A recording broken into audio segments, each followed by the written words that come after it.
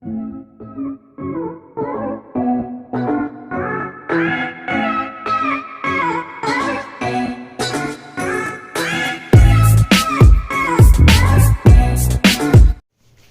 कैसे आप लोग? तो कैसे एग्जाम्स की प्रिपरेशन? या this is a high time when you guys need to prepare the selected questions for your examination and with the questions of MEG 09.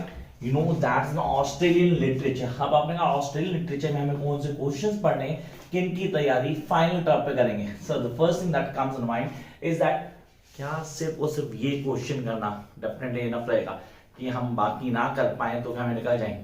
तो those who have not studied till now, guys make sure कि ये question on tip होने चाहिए. ये सबसे पहले करना है, बाकी चीजें बाद में करना. Come up to the first question. I am not wasting your time. I hope आप लोगों ने चैनल को सब्सक्राइब कर लिया होगा ताकि आप हर चीज को एक्सेस कर पाए. Jump up to the first question. How does the term post colonial relate to Australian literature? I repeat, how does the term post colonial relate to Australian literature? Discuss with illustration. How should I am going to define the post-colonial literature and then how it is being connected with the Australian literature. दो चीजें clear करनी जरूरी है. पहला post colonial literature क्या है, उसको कैसे कनेक्ट करेंगे किससे? ऑस्ट्रेलियन लिटरेचर से. वो आपके आंसर में आना चाहिए. Jump up to second question. Harper, I repeat, Harper remains one of the pioneer poets in establishing the foundation of distinctive Australian poetry. ये हम सब जानते हैं कि ऑस्ट्रेलियन पोएट्री के पेपर में आर्टिस्ट आने के चांसेस बहुत कम होते हैं, तो ये हमारी पॉजिटिव पॉइंट है. So we need not to recognise the test from the poetry. लेकिन हाँ, यहाँ पे हमें पोएट्स के बारे में पूरी नॉलेज होनी चाहिए. You need to have a complete knowledge regarding the poets. The first important question poetry section is Harper, I repeat, Harper remains one of the pioneer poets in establishing the foundation of distinct Australian poetry. I hope you guys are writing. क्योंकि अगर आप लिख नहीं रहे तो problem हो जाएगी. Because I am not sharing here. हाँ, आप लोग क्या कर सकते हैं, मेरी इंस्टा आईडी को फॉलो करेंगे, वहाँ सारे क्वेश्चन मिल जाएंगे आपको. मेरी इंस्टा आईडी पीछे दी गई है, क्लासी राहुल. याद रखना. तो ये आपके लिए डेफिनेटली बेनिफिट होगा कि आप यहाँ पे क्लास को देखने के बाद वहाँ पे जाके क्वेश्चन ले सकते हैं. शायद वहाँ फालतू क्वेश्चन होंगे, काम नहीं होंगे. तो क्लियर करते हैं. Jump up to the next part. Was is essentially based on the theme of exploration. Was, इसका क्वेश्चन आता ही आता है. 100% है कि इसका क्वेश्चन आएगा. तो आप लोग एक एक चीज को ऑन टिप कर लेंगे. Was is essentially based on the theme of exploration. तो should I give the plot of this particular story line? No, I need to define the basic point of the writer को implement करना, उसके concept को बताना है. Then jump up to the next part. ये आपके लिए बहुत हेल्पफुल रहेगा. काम next part. Christina Shedd, I repeat, Christina Shedd is an excellent short storyteller. इसको तो मैंने पढ़ा ही नहीं सर. अभी तो हमने शॉर्ट स्टोरीज तो देखी भी नहीं है. अगर मैं बोलूँ MEG 9 में शॉर्ट स्टोरीज नहीं, सर टाइम नहीं मिला तो निकालो कि अब हाई टाइम है guys. Christina Shedd is an excellent short storyteller. Discuss the reference one of her stories. अब वहां पे किसी भी स्टोरी जो आपने पढ़ी, should I say the names?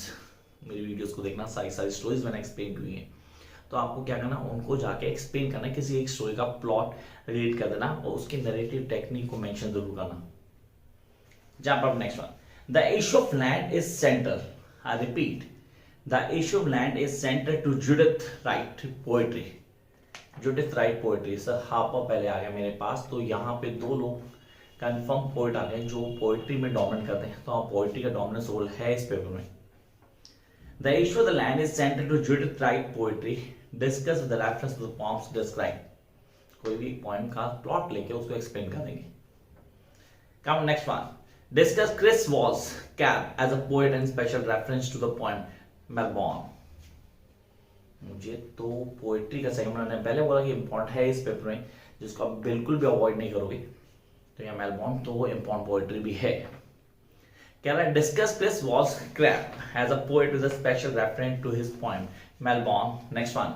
Henry Lawson is a adept story teller. What is an adept story teller? एक नई टर्म थी, हमने यूज नहीं किया वर्ड सीरीज से. Adept story teller, what does mean, इसका क्या सिग्निफिकेंस, उसको क्लियर करना है. Henry Lawson is an adept storyteller. Explain with a reference to the story, The Drover's Wife. I love the storyline, The Drover's Wife. Video भी है already. अगर आप लोगों ने सब्सक्राइब किया तो you can go to playlist and find the video and watch it now. Next one, how is the remove list? 100% question होगा remove list से पेपर के अंदर. Was I repeat hours 5 remove list confirm question आता है यहां से. How is the remove list a critic of Australian society? How it is a critic to the society. उसके plot को क्लियर करना, उसके कॉन्सेप्ट को क्लियर करना, उसके कैरेक्टराइजेशन पे ध्यान देना इंपॉर्टेंट है हमारे लिए, रूल आउट भी करेगा. Jump to next one. What is the role of memory in remembering Babylon? Sir, remembering Babylon, I still remember the storyline when I was in English honors. तो वहाँ हमने पढ़ी थी remembering Babylon. आपने भी पढ़ी होगी, I hope कि आपने पढ़ी है.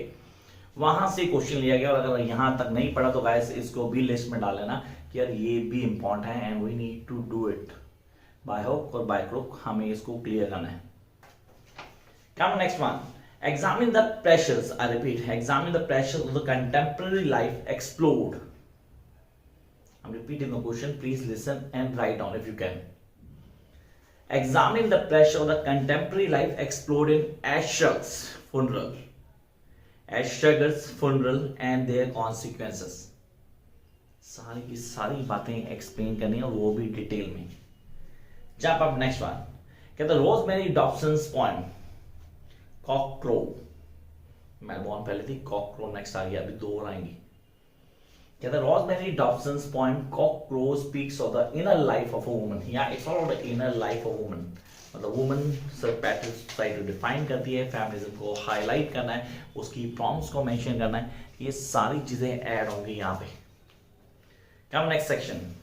Cranky Jack. Yes, I love the story short story Cranky Jack. Easy to understand. When you read the story, you'll enjoy. See this, you'll enjoy. The Cranky Jack is a story that attempts to dismantling patriarchal authority. Dismantling patriarchal society. अगर authority की बात करूं तो भी गलत नहीं होगा, उसको पूरी तरह क्लियर करते उसके कॉन्सेप्ट को बताता है. तो मुझे यहाँ प्लॉट को लेकर चलना है, मुझे क्रैंकी जैक के मेजर थीम्स को हाईलाइट करना है क्योंकि वही यहाँ काम कर रही है. Next one. The issue of the land in center Judith Wright poetry. Issue of land. Judith Wright पहले mention की थी मैंने. The issue of the land is the center to Judith Wright poetry. Sorry. Discuss with the reference of the poem described. जो भी poems prescribe है आपके course में, आपको वहां से लेके explain करना है. Come up to next part. कहता है discuss different features of human relationship. Discuss different features of human relationship in wars. Next one. Remembering Babylon is the story of the age-old woman. Remembering Babylon is the story of the age-old human. Problems of exile. Discuss. The next one. What are the major themes of the play? The remove list. तो यहाँ पे हमें क्या क्या पढ़ना है, कौन कौन से क्वेश्चन है, ये तो क्लियर हो गए. अब यहाँ पर हम लिखते हैं कि हमें कौन सी चीजें ऑन टिप करनी है फॉर दिस पर्टिकुलर पेपर. सबसे पहले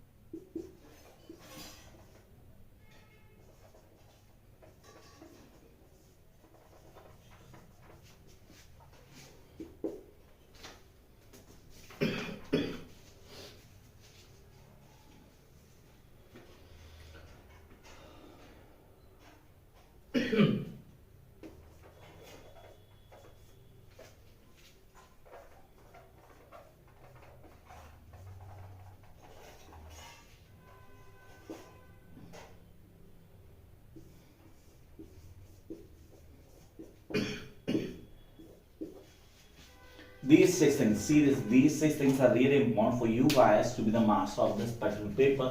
अगर आपको ये paper short span of time में क्रैक करना है विद गुड मार्क्स तो पहले इनको क्लियर करना. The remove list, remembering Babylon, wars, Cranky Jack, the robber's wife and poetry. Yes the poetry 2-3 point मैंने मेंशन किए, इनको ऑन टिप कर लेना है ताकि आप एक एक चीज को क्लियर करो। Those are interested to join online session for a crash course जो चल रहा है, ऑफलाइन क्लासेस भी शुरू हो चुकी है। कॉन्टैक्ट पीछे नंबर दिया गया है, वहाँ कॉन्टैक्ट कर सकते हैं, और you can have the notes to crack the paper easily, ताकि एक एक चीज आप ऑन टिप कर पाए। Wish you all the best, catch you very soon with a new video. All the best.